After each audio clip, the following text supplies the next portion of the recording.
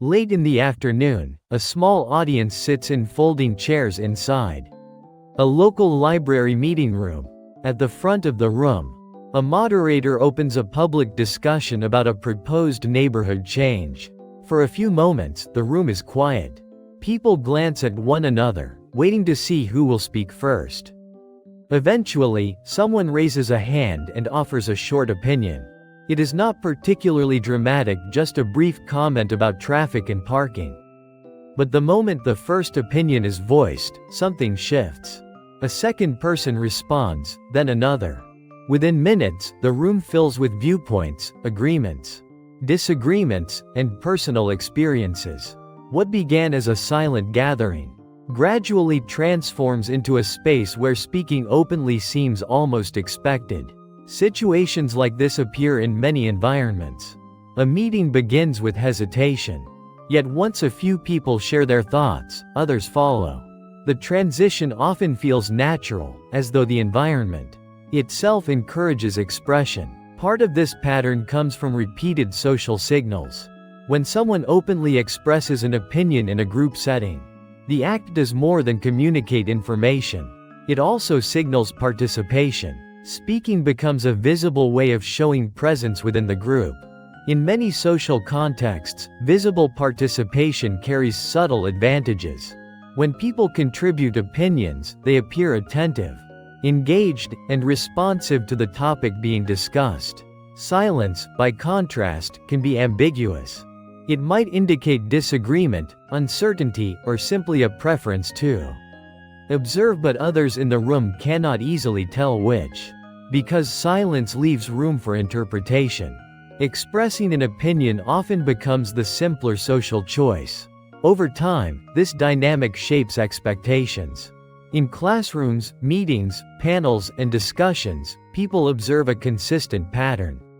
Those who speak are recognized as participants in the conversation.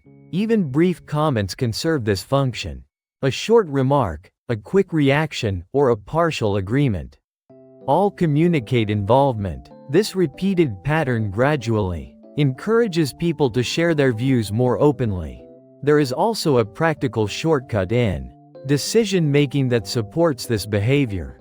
When individuals are unsure how they should act in a social setting, they often look for cues from others nearby. If several people are offering opinions, speaking begins to appear like the normal behavior in that environment. Once this pattern becomes visible, many participants follow it without deliberate planning. The environment itself quietly signals that opinions are welcome, or even expected. This effect can be seen in digital spaces as well.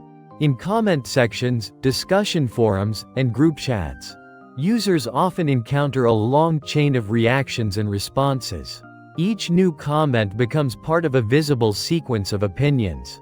The presence of these messages can subtly invite additional contributions. When people see that others are already expressing views, adding another opinion requires less hesitation. The conversation already exists, and joining it feels easier than starting one from silence. Interestingly, the content of the opinions may vary widely. Some are carefully reasoned, others brief and spontaneous.